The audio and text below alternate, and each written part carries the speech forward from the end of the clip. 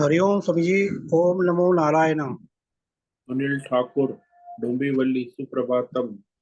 प्रभु। ओम नमो नारायण। ओम नमो नारायणाय।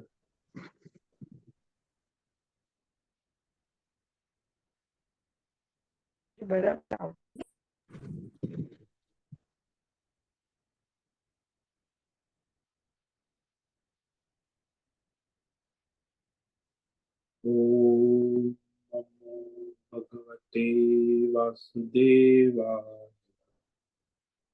ओम नमो भगवते वासुदेवाय। ओम नमो भगवते वासुदेवाय। ओम नमो भगवते वासुदेवाय। ओम नमो भगवते वासुदेवाय। ओम नमो भगवते वासुदेवाय। ओम नमो भगवते वासुदेवाय। ओम नमो भगवते वासुदेवाय। ओम नमो भगवते वासुदेवाय। ओम श्री परमात्मने नमो नमः। ओम गं गणपतये नमो नमः। ओम सरस्वत्यै नमो नमः। ओम गुरुभ्यो नमो नमः। ओम सहना भवतु सहनौ भुनक्तु सह वीर्यं करवावहै तेजस्विनावधीतमस्तु मा विद्विषावहै।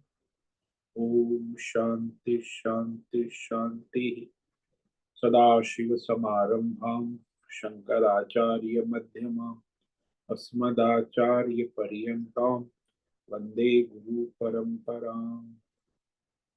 ओम पार्थाय प्रतिबोधितां भगवता नारायणेन स्वयं व्यासेन ग्रथितां पुराणं मध्ये महाभारत अद्वैतामृतवर्षिणीं भगवतीम् अष्टादशाध्यायिनीम् अम्ब त्वामनुसन्दधामि भगवत् गीते भवद्वेषिणि। वसुदेवसुतं देवं कंसचाणूरमर्दनं देवकी परमानन्दं कृष्णं वन्दे जगद्गुरुं। नमस्ते परमं ब्रह्म सच्चिदानन्दरूप निर्गुणाय नमस्तुभ्यं ओंकाराय नमो नमः। सर्वे दुर्गाणि तरन्तु सर्वे भद्राणि पश्यन्तु सर्वे सद्बुद्धिमाप्नोतु सर्वे सर्वत्र नन्दतु। ओम तत्सत्। ओम ओम ओम। आप सभी ऑनलाइन नेटवर्क पर उपस्थित भगवद गीता श्रवण साधकों को आज प्रातः का ऋषिकेश से हमारा अभिवादन अभिनंदन अभिवंदन। हरि ही ओम। हरि ही ओम। हरि ही ओम। हम सबको आज का यह दिव्य दिन तन मन धन जन देश काल विषय वस्तु परिस्थिति अवस्थाएं व्यष्टि समष्टि आध्यात्मिक भौतिक दैविक क्षेत्र सभी को अपने अपने पूर्व में अनंत जन्मों में किए हुए संचित पाप पुण्य धर्म अधर्म मिश्र सकाम निष्काम कर्मों के पके हुए फल स्वरूप में आज वर्तमान में सभी को अपने अपने प्रारब्ध अनुसार परमेश्वरीय अचिंत्य योग माया के माध्यम से प्रसाद स्वरूप में प्राप्त हुआ है। अतः आज का यह दिव्य दिन परमार्थ हेतु निष्काम सेवा यज्ञ देव यज्ञ ऋषि यज्ञ पितृ यज्ञ मानवता यज्ञ भूत प्राणी यज्ञ सात्विक दान शारीरिक वाचिक मानसिक तप निष्काम कर्म योग ध्यान योग भक्ति योग ज्ञान योग साधना स्वाध्याय वेद शास्त्रों का अध्ययन अध्यापन उपासना आराधना के लिए समर्पित करे और करवावे। अत्यंत दुर्लभ मनुष्य जीवन की प्रत्येक क्षण परमार्थ हेतु सार्थक करे और करवावे। आज विक्रम संवत 2081 आश्विन मास शुक्ल पक्ष की तृतीया चतुर्थी नवरात्रि है। तृतीया भी है, चतुर्थी भी है, दोनों। तृतीया सुबह 7:48 तक, उसके बाद चतुर्थी लग जाती। आज है विशाखा नक्षत्र, ये रात्रि 12:10 तक, और उसके बाद अनुराधा नक्षत्र लग जाता है। आज है रविवार, सूर्य उपासना, सूर्य देव की आराधना उपासना का दिन, जो साक्षात सगुण परमात्मा रूप में प्रकट स्वरूप सूर्य उपासना। तो हमारे सनातन धर्म में 5 उपासनाएं, पंचदेव, सूर्य उपासना, गणेश उपासना, दुर्गा शक्ति उपासना, विष्णु उपासना और शिव उपासना, पंचदेव उपासना। ये सनातन धर्म के पंचदेव सर्वव्यापक है। अच्छा, पंच महाभूत भी सर्वव्यापक है, उसी का स्वरूप है परमात्मा। तो ये आज रविवार है और यहाँ शरद ऋतु चल रही है। रात्रि का न्यूनतम तापमान 20 डिग्री और दिन का अधिकतम तापमान 32 डिग्री रहा है। वायु की गति 10-15 किलोमीटर प्रति घंटा चल रही है। ईस्वी सन 2024 6 अक्टूबर 2024 सुबह के 7 बजने वाले हैं। कलयुग का प्रथम चरण 5125वां वर्ष, 7वां वैवस्वत मनवंतर श्वेत वराह कल्प, ब्रह्मा जी का 26वां दिन और 51वां वर्ष अभी चल रहा है। तो ऐसे अनंत कोटि ब्रह्मांडीय परमेश्वरी अचिंत्य योग माया में हमारा यह एक ब्रह्मांड, इस ब्रह्मांड में ये पृथ्वी लोक में समुद्र के ऊपर जम्बू द्वीप में विश्व का एकमात्र वैदिक राष्ट्र भारत में उत्तर हिमालय प्रांत में उत्तराखंड राज्य में टिहरी जिले हिमालयन शिवालिक पर्वतमाला के अंतर्गत मणिकुट पर्वत के ऊपर नीलकंठ महादेव के सामने ऋषिकेश नगरी में मुनि की रेती प्रांत में शीशम जाड़ी में अवधूत बाड़ा आश्रम के सी ब्लॉक के पहले माले से 5 नंबर कमरे से गंगा किनारे से हम स्वामी उत्तमानंद सरस्वती भगवत गीता के आचार्य शिष्य स्वामी चिन्मयानंद सरस्वती महाराज, कैवल्याद्वैत वेद व्यास भगवत पाद शंकराचार्य की श्रृंगेरी संन्यास परंपरा से शिक्षित दीक्षित सनातन वैदिक भारतीय हिंदू धर्म अनुसार संपूर्ण भगवद गीता ज्ञान यज्ञ ऑनलाइन चैतन्यमय जीवन लाइव प्रसारण के अंतर्गत व्याख्यान माला में अध्याय 8 पर आज सत्संग करेंगे। रविवार का सत्संग होगा संस्कृत और हिंदी में, और सारे संपूर्ण भगवद गीता ज्ञान यज्ञ। तो यह संपूर्ण भगवद गीता ज्ञान यज्ञ के अंतर्गत यह दिव्य प्रसारण, जीवंत प्रसारण जूम यूट्यूब के अंतर्गत व्याख्यान माला, तो दिव्य पवित्र सरल व्यावहारिक सटीक पूर्ण वर्ण अक्षर पद वाक्य पंक्ति अध्यायों की संगति संधि अन्वय शब्दार्थ वाक्यार्थ भावार्थ रहस्यार्थ के यथार्थ तात्पर्य से वैदिक शास्त्र वेदव्यास साहित्य शंकर भाष्य एवं परंपरागत सन्यासी आचार्यों की टीका टिप्पणी सहित आज का यह सत्संग करेंगे। कृपया आप सभी श्रद्धा भक्ति ध्यान से परिपूर्ण होकर के यह दिव्य सत्संग का लाभ ले, श्रवण करे, कुछ ग्रहण करे, कुछ धारण करे, कुछ अपने जीवन में चरितार्थ करे और उसमें निरंतरता लाए।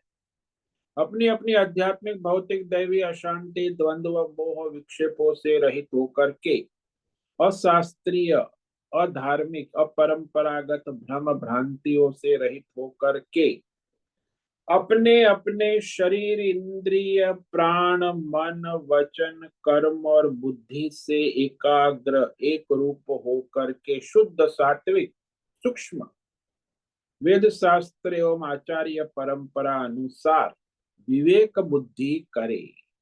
पुनः पुनः इस व्याख्यान का श्रवण करे, मनन करे, चिंतन करे, लेखन करे, चर्चा विचारणा करे, प्रसार प्रसार करे, लिंक भेजे, ग्रुप में शेयर करे, अपना और सबका परम कल्याण करे और करवावे।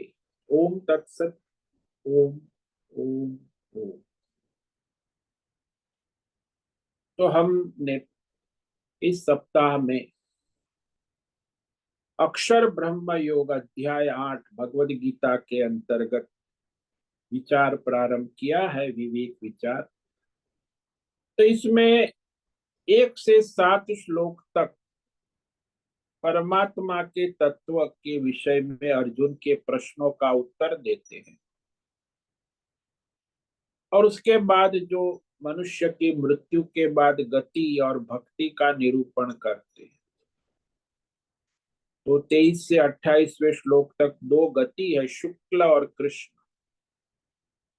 जो कर्म करने वाला है वो कृष्ण पक्ष से जाता है और जो उपासक है वो शुक्ल पक्ष। पितृ मार्ग कर्म कांडी लोग कर्म करने वाले और उपासना करने वाले देव मार्ग से जाते। इस पर हम आगे विचार करेंगे। तो अध्याय 7 में श्लोक नंबर 29 और 30 में भगवान ने 7 शब्द कहे थे। उसी को आधार कर कर अर्जुन 7 प्रश्न पूछ रहे हैं। अब ये मनुष्य को मोक्ष की जो परम इच्छा होती है, तो मोक्ष के विषय में बहुत ही भ्रमणा और भ्रांतियां दुनिया में अनेक स्तरों पर है, सभी संप्रदाय। अब ये लोग, कई लोग कहते हैं कि मोक्ष तो अपने भीतर से स्वयं प्रकट होगा प्रारब्ध अनुसार, इसमें कुछ करने की आवश्यकता, ऐसी विचारधाराएं भी चलती। कहते कई लोग ऐसी परिस्थिति खड़ी होगी देश काल अवस्था के अनुसार मोक्ष प्रकट हो जाता है। कई विचारधाराएं ऐसी भी है, मत मतांतर तो रहेंगे ही दुनिया में सभी विषय में। तो बोलते किसी अन्य की सहायता से मोक्ष उत्पन्न हो जाएगा। अन्य कौन भाई? बोले आचार्य गुरु, गुरु महाराज, गुरु जय जय, हमारे गुरु जी है, बस उनकी कृपा से हमारा मोक्ष। हम तो बैठ गए गुरु जी की नाव में, अरे गुरु जी हमें पार उतार देंगे, हमें कुछ नहीं करना। तो गुरु जी के आशीर्वाद से उत्पन्न किया जाता है, गुरु गुरु आचार्य के द्वारा उत्पन्न किया जाता है मोक्ष। तो मुझे कुछ करना नहीं, ऐसी भी बड़ी विचारधाराएं चलती। फिर कई लोग तो ऐसा सोचते हैं कि प्रकृति सृष्टि के द्वारा मोक्ष अपने आप उत्पन्न होता है। जैसे पेड़ में वृक्ष में फल आता है, अपने आप आता है। इसमें कुछ करने की, जो जीवन में भी अपना जीवन अपने आप पकेगा फल की तरह, तो मोक्ष अपने आप आएगा। तो सृष्टि द्वारा मोक्ष उत्पन्न हो जाता है। कई लोग कहते हैं देवी देवता के अनुग्रह से मोक्ष उत्पन्न हो जाता है। देवी प्रसन्न हो गई, अभी नवरात्रि चल रही है, या देवता प्रसन्न हो गए, तो इस तरह देवी देवताओं की कृपा से मोक्ष आ जाता है, मिल जाता है। तो कई लोग का विचारधारा है कि मोक्ष तो केवल सगुण ईश्वर की आराधना से, कृष्ण है, राम है, अल्लाह है, तीर्थंकर है, ओ गॉड जीसस है, तो उसके कृपा से, उसके अनुग्रह से, सगुण साकार ईश्वर के द्वारा मोक्ष मिल जाता है। और फिर कई उपासक है ये भी कहते हैं निर्गुण परमेश्वर के तत्व ज्ञान से मोक्ष उत्पन्न होता है। तो इतनी सारी विचारधारा में ये जो अंतिम विचारधारा है वो मुख्य है कि निर्गुण परमेश्वर तत्व ज्ञान के द्वारा ही मोक्ष उत्पन्न होता है। बाकी सारी काल्पनिक बातें हैं और चलती है दुनिया में, खूब चलती, सभी संप्रदायों में चलती। तो यहाँ अर्जुन 7 प्रश्न पूछ रहे हैं। श्री परमात्मने नमो नमः। अथ अष्टमोऽध्यायः। अक्षर ब्रह्म योगः। श्री अर्जुन उवाच किं तद् ब्रह्म किम् अध्यात्मम् किं कर्म पुरुषोत्तम अधिभूतं च किं प्रोक्तम् अधिदैवं किमुच्यते। तो पिछले अध्याय में अर्जुन ने जो 7 शब्द सुने थे वही प्रश्न बीज बन गया अर्जुन के मन में। तो भगवान के वचनों को सुनकर अर्जुन प्रश्न पूछने लगे। हे पुरुषोत्तम, यहाँ पुरुषोत्तम शब्द निरूपण कि जो परमात्मा है और वह भौतिक अध्यात्म दैव और परमार्थ उसमें जो सबसे ऊपर है, परम पुरुषोत्तम,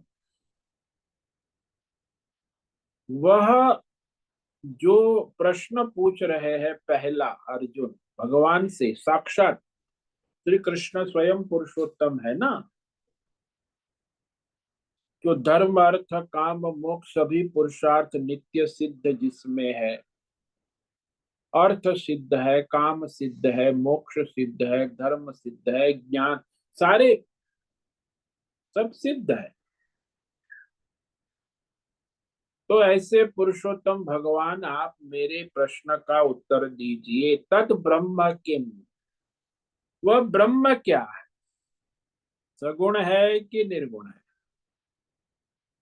तो ब्रह्म स्वरूप जो है उसका निरूपण क्या होता है शास्त्रों में, वेदों में। अध्यात्म क्या है, ये जो सभी शरीरों के अंदर चींटी से लेके ब्रह्मा विष्णु महेश तक अंतर्यामी रूप से जो अंतर आत्मा उपस्थित सब में है उसे अध्यात्म कहते हैं। तो इसका स्वरूप क्या है, अंतर्यामी आत्मा सभी जीवों के, चींटी से लेके ब्रह्मा विष्णु महेश सबकी उपाधि के अंदर अंतर्यामी रूप से नित्य उपस्थित, जिसे अध्यात्म कहते हैं। तो उसका स्वरूप क्या है, किम कर्म, और ये कर्म का रहस्य क्या है। लेना देना देना लेना यज्ञ, पंच महाभूत में सारा जो चलता है, 84 लाख योनि को आश्रय कर सभी प्राणी अपने लेन देन के कर्म करते, भौतिक अध्यात्म दैव अनेक प्रकार के कर्म। अधिभूत किम उच्यते, ये पंचभूत को भी अधिभूत कहते हैं। भौतिक अध्यात्म दैव सभी विषयों को अधिभूत कहते हैं। और जो प्रेतात्मा होते जिसको हम कहते हैं भूत, वो भूत प्रेत, उसे भी अधिभूत कहते हैं। तो इस प्रकार यह इसका रहस्य क्या है। दैवम अधिकिम उच्यते, अधिदैव देवता विषयक अंतरात्मा, उसमें भी अंतरामी आत्मा, तो देवताओं का भी अंतरात्मा जो है उसे अधिदैव कहते, अधिष्ठातृ देव। तो हमारे ब्रह्मा विष्णु महेश ये भी दैव है। और उसके अधीन जो सारे 33 देवता है, एकादश रुद्र, द्वादश आदित्य, अष्ट वसु, इंद्र और प्रजापति, ये सारे अधिदैव का स्वरूप क्या है। और फिर अर्जुन और प्रश्न पूछते हैं। तो यहाँ पहले श्लोक में अर्जुन ने 4 प्रश्न पूछे और दूसरे श्लोक में और 2 प्रश्न पूछते, 5 और 2 7। तो यहाँ तो लगातार 5 प्रश्न हो गए एक श्लोक में, दूसरे श्लोक में 2 प्रश्न है। अधियज्ञ कथम कोत्र देहेऽस्मिन् मधुसूदन प्रयाण काले च कथम ज्ञेयसि वियतात्मभिः। मधुसूदन कहा, मधु यानी आसक्ति, राग, मोह को नाश करने वाले सूदन, ऐसे परमात्मा जो सारे मनुष्य के राग, मोह, आसक्ति को नष्ट करने में समर्थ है, संशयों का नाश करने वाले। अत्र अधियज्ञ कहा, इस संसार में ये जो यज्ञ है, अधियज्ञ, यज्ञो वै विष्णु कहते, तो वो अंतर्यामी समष्टि रूप से, यज्ञ रूप से कौन है? अस्मिन् देहे कथम नियतात्मा भी प्रयाण काले कथम नेयस्मि। बोले इस शरीर में कैसा वह जो अंतर्यामी है वो रहता है। तो जिसका अंतकरण मन बुद्धि उस परमात्मा में अंत समय में लगता है, किस प्रकार से उस परमात्मा को अंत समय में जानने जाते हैं, क्योंकि सभी जीवात्मा अपने अंतकरण के द्वारा ही प्रयाण काले कहा कि अंतिम समय जो होता है, प्रस्थान के, मृत्यु के काल में, वह परमात्मा तत्व किस प्रकार जानने में आता है। कथम ज्ञेयसि, ते प्रश्नों के भगवान संक्षेप में उत्तर देते हैं। तो पहले 6 प्रश्नों के उत्तर में पहले 3 प्रश्न के उत्तर श्लोक नंबर 3 में संक्षेप में देते कि ब्रह्म क्या है, अध्यात्म क्या है और कर्म क्या है। अर्जुन के प्रश्न के उसी क्रम में उत्तर देते। श्री भगवान उवाच अक्षरं ब्रह्म परमं स्वभावोऽध्यात्ममुच्यते भूत भावोद्भव करो विसर्ग कर्म संनितः। परमम, ये परम नहीं है, परमम। अक्षरम, जिसका कभी क्षय नहीं होता, उसे ब्रह्म कहते हैं। परमम अक्षरम ब्रह्म। यह समुद्र है, लहरें है, बुदबुदे है, नदी है, सब में परमम क्या है? जल तत्व। ऐसे भौतिक जगत है, अध्यात्म जगत है, देवी देवता है, दैवी जगत है, सब में परमम क्या है? बोले ब्रह्म परमात्मा ही परमम। तो ओम से भी ऊपर है, ब्रह्म कहते। ब्रह्म जो है ना, वो निर्गुण परमात्मा तत्व। स्वभाव अध्यात्म उच्यते, जो जीवात्मा है अंतर्यामी रूप से सभी जीवों के अंदर उपस्थित है, सबके भीतर। स्व यानी अपनी, भाव यानी अंतरात्मा, स्वभाव, उसी को अध्यात्म कहते। चींटी से लेके ब्रह्मा विष्णु सबकी अंतर्यामी आत्मा रूप में उपस्थित। जिसे आप रोज कहते मैं देवदत्त हूं, इसमें मैं हूं ये अंतर्यामी अध्यात्म है, वो जीवात्मा जो परमात्मा का ही स्वरूप है। फिर कहा भूत भावोद्भव कर विसर्ग कर्म सम। इस संसार में सारे भौतिक, अध्यात्म, दैव, वृत्ति, प्रवृत्ति के भाव को उत्पन्न करने वाला भूत भावोद्भव, जो ग्रहण त्याग है। विसर्ग का मतलब होता है त्याग, और ग्रहण विसर्जन। तो यज्ञ, दान, तप, ये सब में लेन देन होती है, तो उसे त्याग ग्रहण होता है। जैसे आहुति डाली यज्ञ में, तो आहुति आपने घी की आहुति, तो घी का त्याग हुआ और आहुति देवताओं ने ग्रहण की। तो इस तरह वह कर्म हो गया, देवताओं का भी कर्म हो गया और आपका भी कर्म, कर्म संगनित। तो भौतिक अध्यात्म विषयों की उत्पत्ति का, वृद्धि करने का, आदान प्रदान करने का जो कार्य है उसे कर्म कहते हैं। अब परमात्मा का सर्वात्म भाव प्रकट करते हैं आगे श्लोक नंबर 4 में। अधिभूत, अधिदैव और अधियज्ञ का तत्व अर्जुन, 3 प्रश्नों का उत्तर संक्षेप में देते हैं भगवान। अधिभूतम क्षरो भावो पुरुषश्चाधिदैवतम अधियज्ञोहमेवात्र देहे देहभृतांबर। देहधारियों में श्रेष्ठ अर्जुन सुनो, कौन है श्रेष्ठ? जो धर्मात्मा है, परमार्थी है, वो मनुष्यों में सर्वश्रेष्ठ माना जाता है भगवान की दृष्टि से।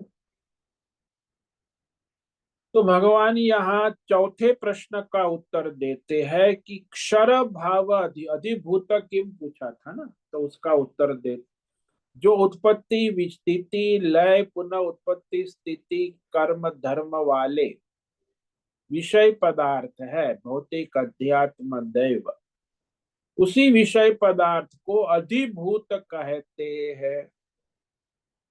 पंच महाभूत से उत्पन्न होते हैं, कुछ समय रहते, काल के अधीन फिर लय होते, फिर काल के अधीन उत्पत्ति होती है। तो इस प्रकार ये जो काल में उत्पत्ति स्थिति लय पुनः उत्पत्ति आदि गुण धर्म वाले सारे के सारे भौतिक अध्यात्म दैव विषय पदार्थ को यहाँ भगवान ने अधिभूत कहा। तो ये पंच महाभूतात्मक परमात्मा का ही स्वरूप है, तो ये परमात्मा ही है। आकाश वायु अग्नि जल पृथ्वी, उसमें जो उत्पत्ति स्थिति लय होती है वो भी परमात्मा के अधीन है।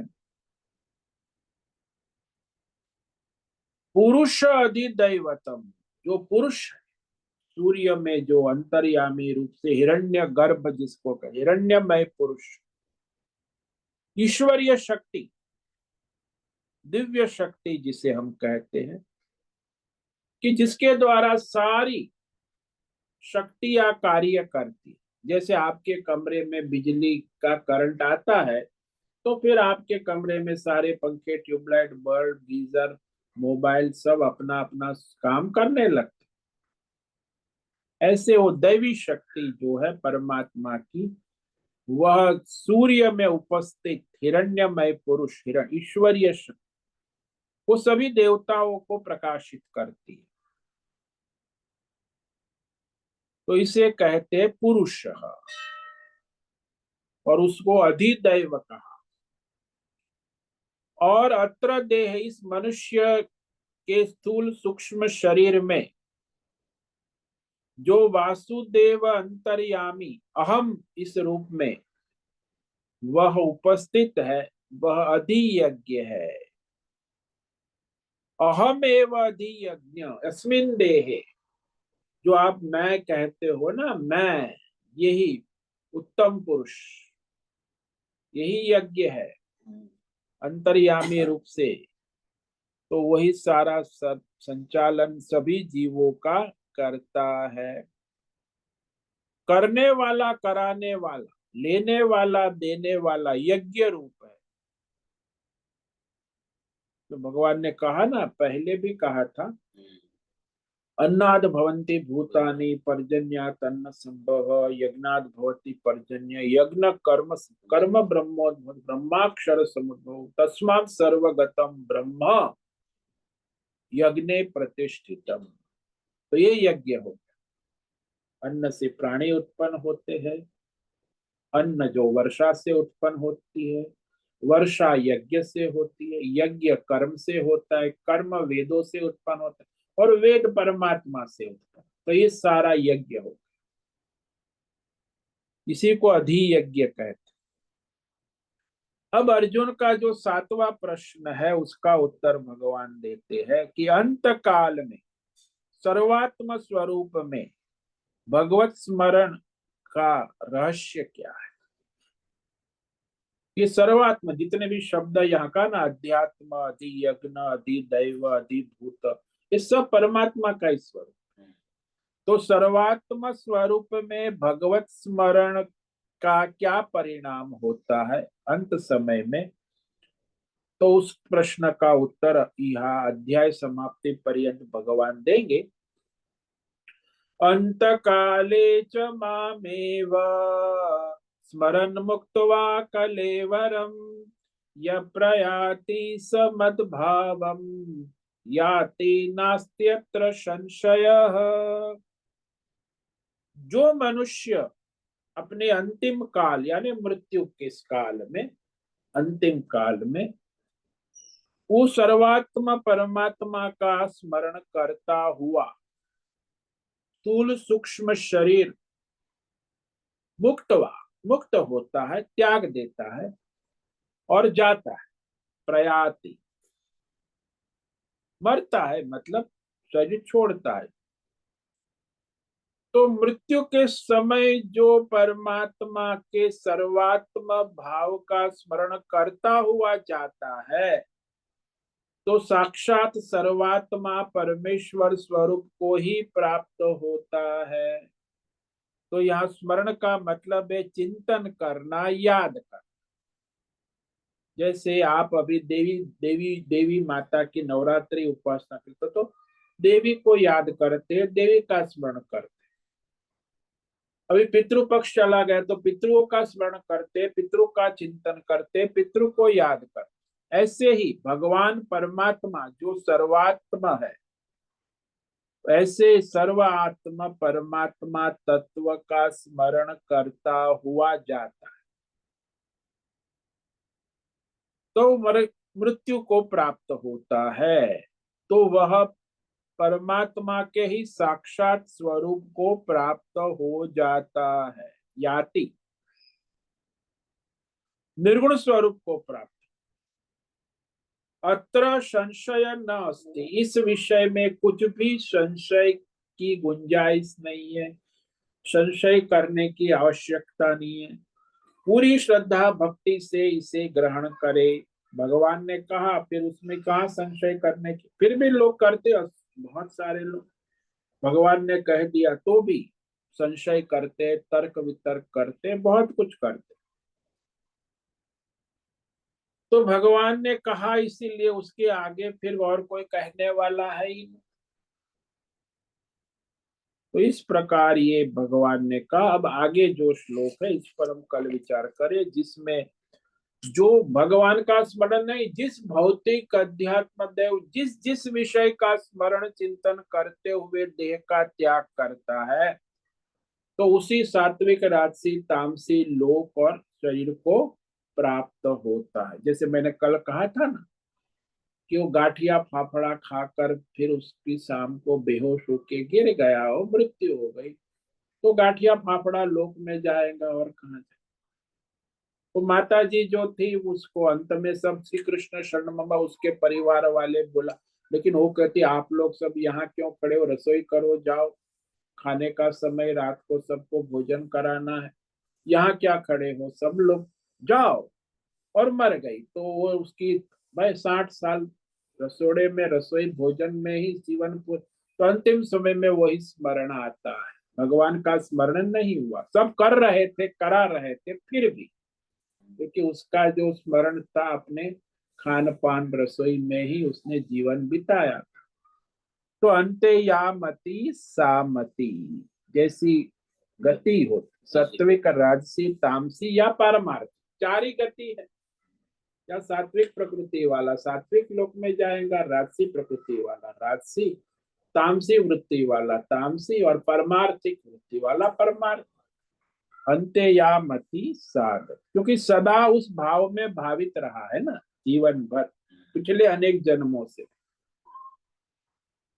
तो इस तरह आज हमने ये संक्षेप में जो है इस सप्ताह के श्लोकों पर सार दर्शन किया है। अभी कोई प्रश्नोत्तरी का समय है, रविवार है, तो आप अपने प्रश्नोत्तरी पूछ सकते हैं, जो भी कोई साधक है।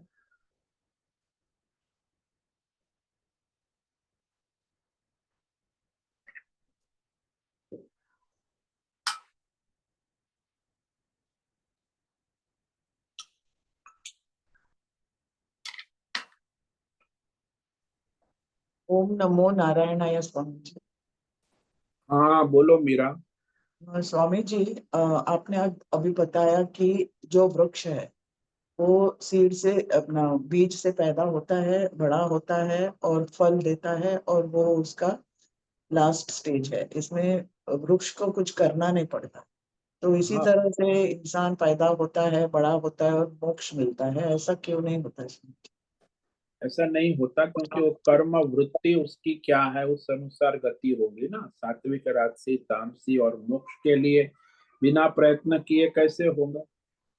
मतलब वृक्ष कुछ प्रयत्न खुद नहीं करता है, जो जैसे भगवान ने बनाया वैसे रहता हाँ है। हाँ, तो वैसे इंसान ही क्यों नहीं ऐसा हो जाता? इंसान मनुष्य को भी, यदि ऑप्शन दिया। आपको अभी वर्तमान में प्रारब्ध के अनुसार जन्म दिया, यदि वर्णाश्रम धर्म के अनुसार अपना स्वधर्म ईश्वर समर्पित भाव से करो, तो आपको भी मोक्ष मिलता मतलब अपना फिर मुझे ये नहीं बनना है, वो बनना है। है, हाँ, ऐसा सब वो सब बोलेंगे। आपकी दुनियादारी छोड़नी पड़े, ईश्वर हाँ को हाँ। समर्पित भाव से अपना प्रारब्ध के अनुसार वर्तमान में अपना हाँ। स्वधर्म करो, बस आपका इस जन्म में मोक्ष हो जाए। तो यानी आपका एजेंडा जैसा एक तरफ रखेगा राम रखना। वैसा ही रहना है। हाँ जैसा राम रखेगा वैसे ही हम स्वीकार हाँ, करके अपना वैसे ही स्वधर्म रहें। करे, काम रखे, ऐसा पराधीन ना रहे, अपना स्वधर्म बता देना कर्तव्य रहे। करे, हाँ नित्य कर्म है, प्रारब्ध कर्म है। हाँ। और अपना राग द्वेष छोड़ के सिर्फ हाँ, जैसे भगवान ईश्वर समर्पित, राग द्वेष ये छोड़ के भी ईश्वर समर्पण हमेशा होना चाहिए, भगवान के ईश्वर सेवा। समर्पण है।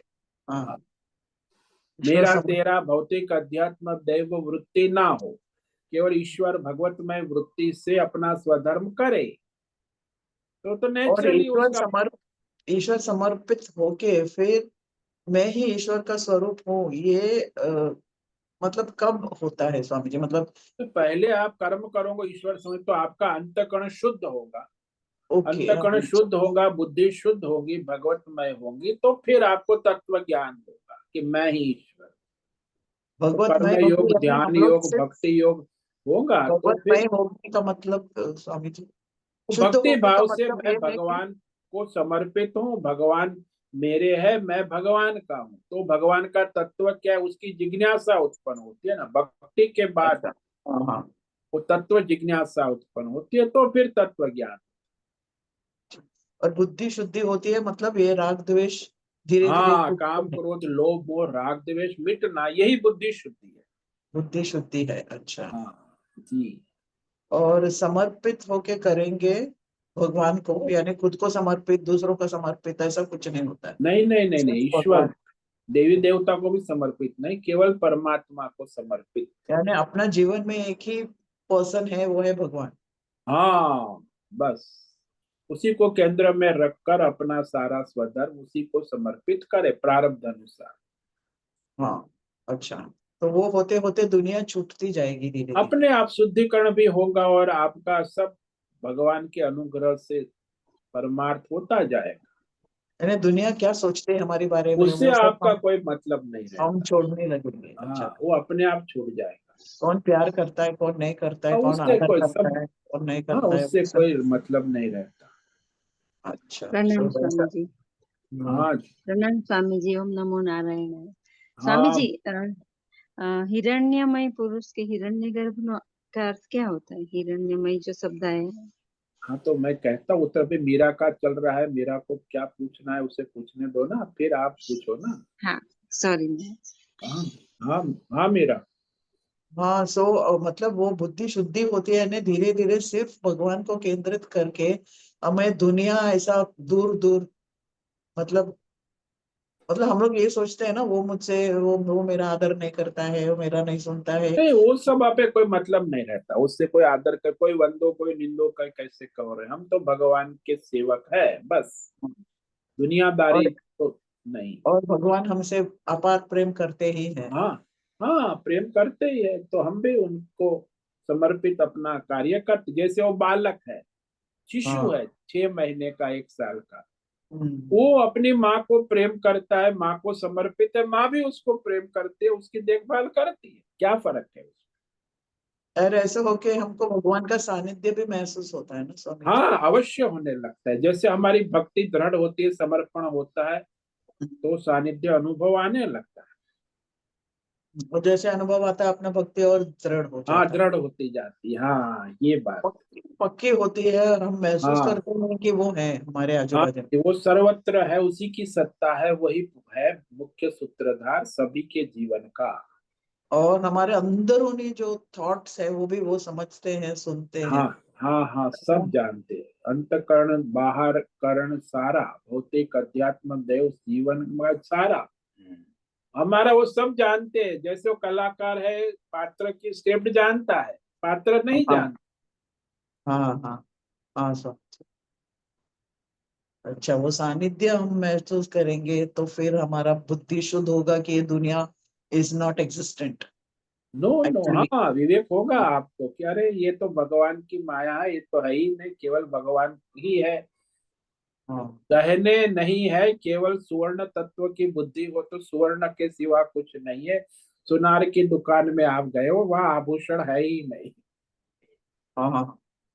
केवल सोना ही सोना है। इसी बारे में सोचना है, दूसरा कुछ सोचना ही नहीं है अभी। हाँ, चिंतन भगवान वही का करना है, समझ। वही भगवत चिंतन होता है। Thank you Swami ji. ओम नमो नारायण। ओम बहुत नमो, बहुत धन्यवाद। ओम नमो नारायण।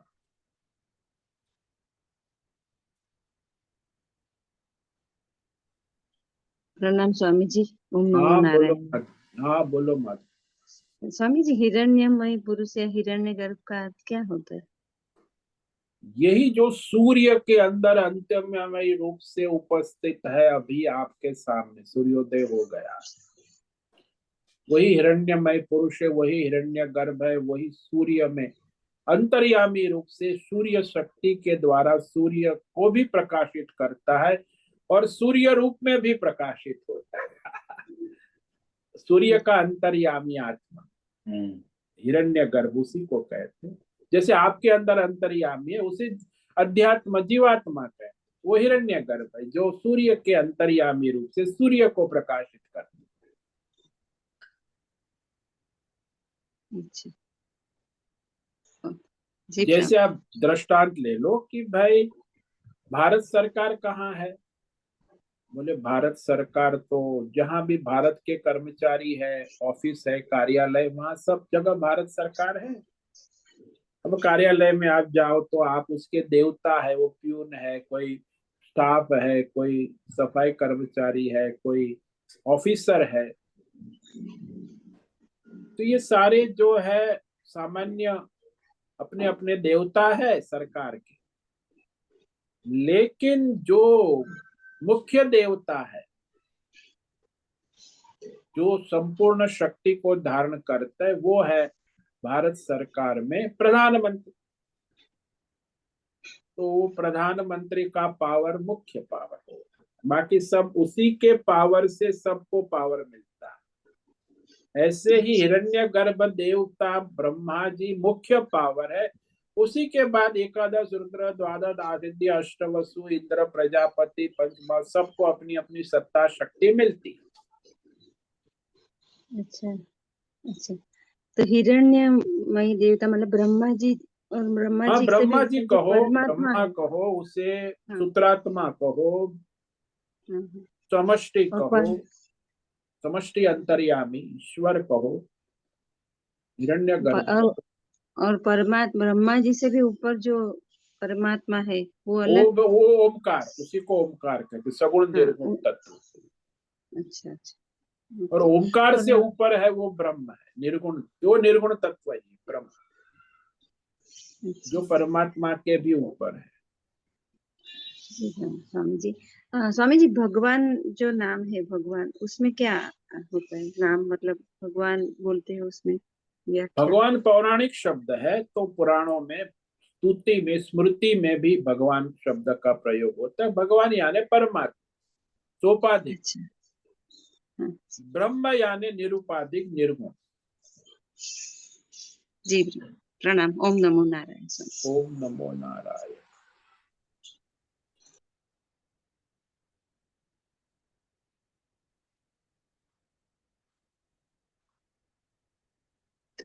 हरिओम हरिओम हरिओम स्वामी जी। बोलो भद्रेश। स्वामी जी, तो एक जो कर्म है, ये मुख्य साधन है मनुष्य के मुक्ति के लिए। एक कर्म का थोड़ा और गहन विवेक कराइए कि ये जो कर्म है, क्योंकि कर्म तो बहुत होते हैं सुबह से शाम तक। कर्म जो सकाम कर्म होता है वो संसार में घुमाता है। स्वामी जी, अभी आपने पहले भी कहा था कि जो विचार है वो कर्म नहीं है। वो तो वृत्ति है, वृत्ति और वृत्ति है। प्रवृत्ति दोनों अलग है ना। हाँ, वैसे बिना वृत्ति के प्रवृत्ति नहीं हो सकती, बिना प्रवृत्ति के वृत्ति नहीं, तो परस्पर जुड़े हुए हैं। पर जब वृत्ति और प्रवृत्ति मिलती है तब जाके कर्म हुआ ना। हाँ, तभी तो होगा।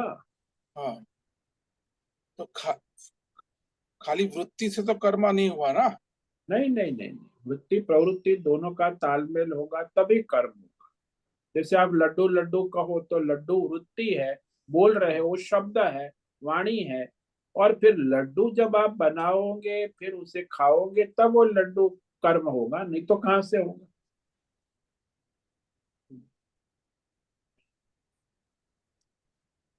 तो एक होता है मानसिक वृत्ति और दूसरा होता है शारीरिक कर्म इंद्रिय द्वारा।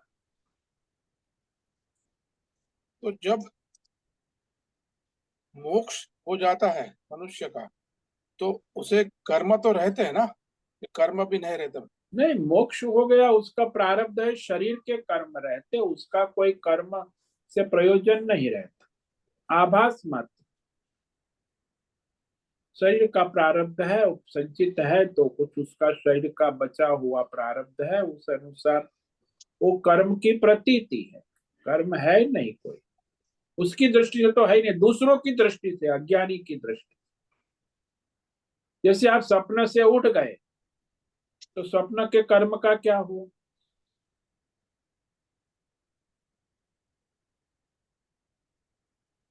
तो जो ज्ञानी है उसके लिए कर्म सब मिथ्या है। स्वप्नवत है, हाँ, स्वप्नवती रहते। वह जो भी कर्म हो रहा है प्रारब्ध के हिसाब से ज्ञानी का, हाँ जी, वो संसार के लिए कर्म है, उसको दिखता है। हाँ, संसार वालों को दिखे, उसके लिए नहीं है। वो मुक्त है उससे, हाँ, वो मुक्त है। उसके लिए वो मिथ्या है, और प्रारब्ध के हिसाब से वो जो भी हाँ उचित है वो शरीर, करते हैं। हाँ, वो जो भी है प्रारब्ध के अनुसार चलता है।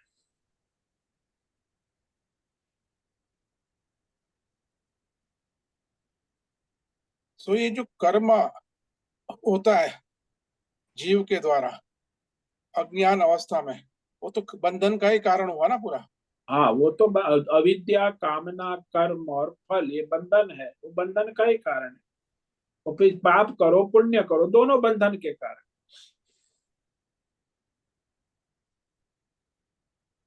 तो उचित कर्म वो होगा कि जो प्रारब्ध के हिसाब से किया जाए, हाँ स्वधर्म, प्रारब्ध हाँ के अनुसार जो स्वधर्म है उस हिसाब से किया जाए, हाँ। और मिथ्या भाव से किया जाए। नहीं, पहले तो मिथ्या भाव नहीं आएगा, पहले ईश्वर समर्पित भाव से करेंगे तब विवेक जागेगा, तब मिथ्या भाव। मिथ्या भाव से करेगा तो फिर समस्या खड़ी हो जाएगी, जो कर्म ठीक से नहीं करेगा, हम्म ईश्वर की सेवा रूप में करेगा तब वो ठीक से अपना स्वधर्म करेगा।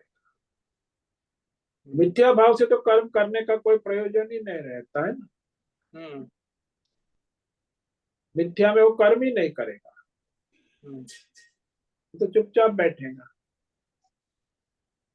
तो प्रारब्ध को पहचानना, स्वधर्म को जानना हाँ और ईश्वर भाव से कर्म करना, हाँ, ईश्वर ये समर्पित भाव, यही यही परमार्थ का रास्ता है। यही एंट्रेंस है। हाँ, यहाँ से आपका एंट्रेंस है। फिर आप ध्यान योग करोगे, भक्ति योग करोगे, ज्ञान योग, तत्व ज्ञान प्राप्त करोगे। और जो इसके अलावा जो भी कर्म किया इसके हाँ बाहर, हाँ वो सब हाँ, बंधन का कारण है। वो तो सारे पाप पुण्य धर्म अधर्म बंधन का एक था। इसीलिए आप देखो, अभी सुबह नहाते हो तो यदि वो आप अपना स्वधर्म ईश्वर के नारायण समर्पित करो तो आपका बंधन नहीं रहेगा, नहीं तो आपको दोष लगेगा, पाप पुण्य लगेगा। ठीक से स्नान करोगे तो पुण्य लगेगा, ठीक से स्नान नहीं करोगे तो पाप लगेगा। ईश्वर समर्पित करोगे तो आपका अंतःकरण शुद्ध हो। नित्य कर्म है, प्रारब्ध कर्म है, दोनों में अंतर है। नित्य कर्म तो जो हमारा करना है वो नित्य कर्म है, और प्रारब्ध आता है, हमें वो पता नहीं क्या है, हर क्षण में कहीं से भी कुछ भी आता है और जाता है। और हर क्षण जो कर्म है वो जीव जो है अपने स्वधर्म के हिसाब से ईश्वर भाव से करने हाँ, की, ईश्वर समर्पित भाव से करे या तब जाके परमार्थ। या फिर अपने राग देश भाव से नहीं कर्म नहीं, करेगा, फिर तो वो जिस भाव संसारी, से फिर कर्म पाप पुण्य का चक्कर शुरू हो जाएगा। तो वहां बंधन के आएगा। तो पाप और पुण्य यहाँ दोनों बंद रहेगा, राग और द्वेष। यहाँ स्वधर्म इसलिए करेगा कामना से रहित कहा ना, निष्काम। कामना से कोई भी करेगा तो बंधन में आएगा, और कामना रहित ईश्वर समर्पित करेगा, फल का आश्रय छोड़ के ईश्वर के लिए करेगा, तब जाके उसका स्वधर्म प्रारब्ध है वो योग बन जाएगा, कर्म तो योग। ये हर क्षण जीव को ये चॉइस है कि उसको हाँ कर्म कैसे करना है। हाँ जी, हाँ जी, प्रत्येक जीव को और उसकी बुद्धि में विवेक संकल्प कैसा है उसके अनुसार वो ईश्वर समर्पित भी कर सकता है, फल का आश्रय लेकर भी कर सकता है, कामना से प्रेरित भी कर सकता है, उसे चॉइस है। प्रारब्ध तो है, प्रारब्ध को तो प्रारब्ध में कोई चॉइस नहीं है, नित्य कर्म में भी कोई चॉइस नहीं है, वो तो नित्य कर्म है। स्वधर्म में भी कोई चॉइस नहीं। हाँ, उसमें भी कोई प्रारब्ध के अनुसार है।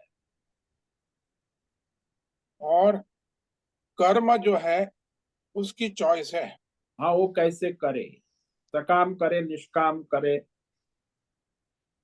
राग द्वेष से करे कि ईश्वर समर्पित भाव से करे, फल का आश्रय लेके करे कि ईश्वर का आश्रय लेके करे, ये चॉइस हर एक क्षण सभी को है। ईश्वर का आश्रय लेके करेंगे तो परमार्थ में आगे हाँ हाँ जी, गति होगी, और राग द्वेष भाव से करेंगे तो बंधन में गति होगी। और संसार में पाप पुण्य बस वही माया के चक्कर में घूमते रहे।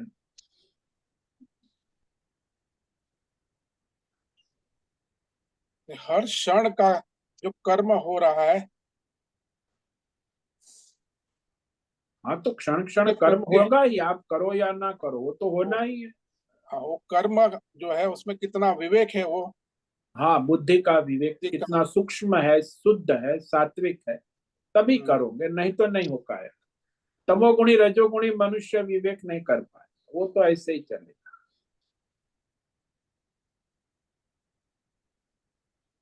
उसे विवेक से कोई लेना नहीं, उसे तो भोग से मतलब है।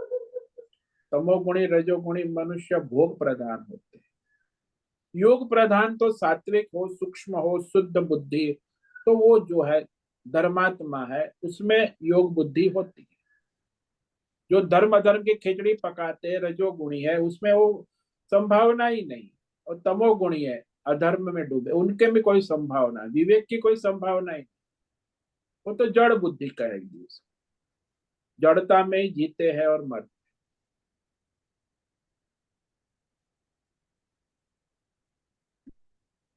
केवल सात्विक शुद्ध धर्मात्मा अर्जुन जैसी बुद्धि हो तो उसमें परमार्थ बुद्धि हो सकती है।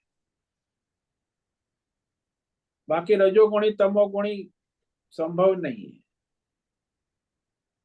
और जो काल है, हर क्षण जो काल है वो तो चलता रहता है वो हर तो क्षण। चलता ही रहेगा।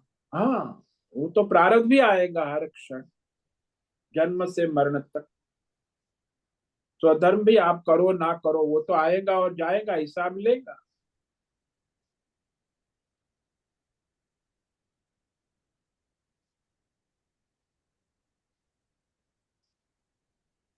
यहाँ बुद्धि का विवेक है, उसका हाँ, वो मुख्य स्थान सूक्ष्म विवेक पक्का होना आवश्यक, शुद्ध सात्विक सूक्ष्म विवेक, विवेक बुद्धि, तभी तो वो धर्मात्मा होगा, वही विवेक करेगा।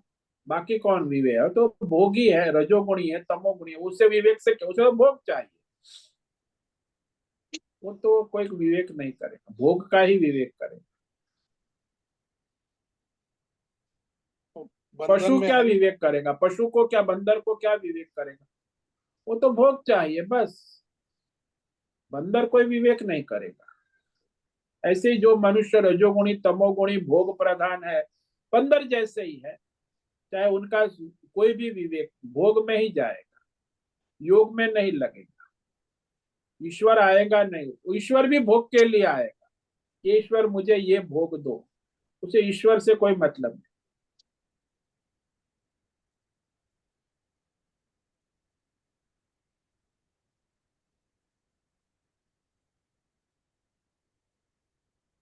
हाँ स्वामी जी, क्लियर हुआ, बहुत बहुत धन्यवाद।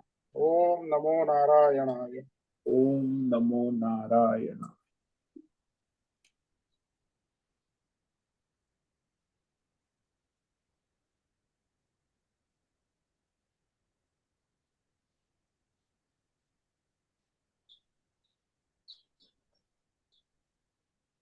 स्वामी जी, हाँ अभी हमारा जो शिविर है ऋषिकेश में, हाँ जी, हाँ, उसको 1 महीना बाकी है, तो हाँ अभी भी जी, जो साधकों को उसमें हाँ, आने का आना अपना है, तो करे, जो आना चाहे आ सकते हैं। अभी हमारे उसके लिए, पास 100 का ही है, ज्यादा नहीं है। हाँ, तो 100 से ज्यादा हम साधक नहीं ले सकते। तो अभी भी थोड़ी 4-5 जन को हम वो तो इसमें, जिसको आना है आएंगे, हाँ, जिसको ड्रॉप भी होंगे, इसमें से कोई आएंगे कोई जाएंगे, तो ईश्वर ने जिसको प्रारब्ध होगा उस अनुसार।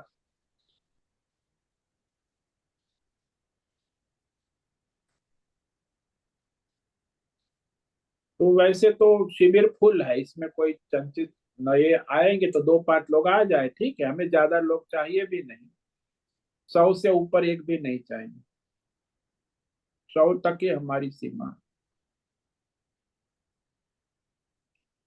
क्योंकि यहाँ भी दूसरे भी आश्रम में अकोमोडेशन नहीं है ना, दूसरे आते हैं, भगत लोग भी आते हैं, उनके लिए भी कमरे सारे रिजर्व है। तो आधा हमें, आधा दूसरे, दिवाली का टाइम है, उसमें लोगों की भीड़ होती है, इसलिए अकोमोडेशन हमारे लिए केवल 100 ही है। और अकोमोडेशन दूसरे साधक भी आएंगे ना, आश्रम के भगत लोग हैं, दूसरे हैं, दिवाली का समय है, तो जो भी तो आश्रम भी अपने रिजर्व रखते हैं, आधे कमरे वो रखते हैं। तो यहाँ 70 कमरे है, तो 200 लोग का एकोमोडेशन है, उसमें 100 रिजर्व, 100 हमारे लिए शिविर के लिए। उस समय ज्यादा रश होता है, दिवाली का समय, वैकेशन है, तो भक्त लोग भी आते हैं, आश्रम के जो जुड़े हुए पुराने सब।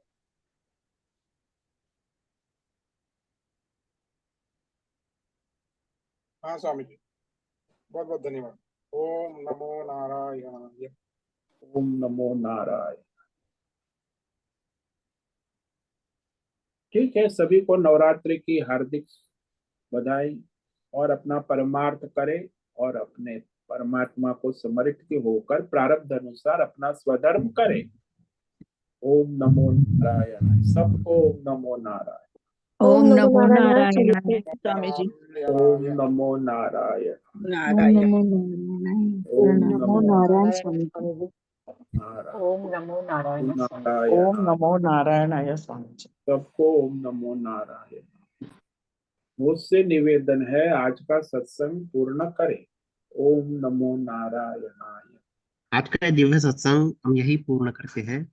सभी साधकों को ओम नमो नारायणाय। सभी साधकों को ओम नमो नारायणाय।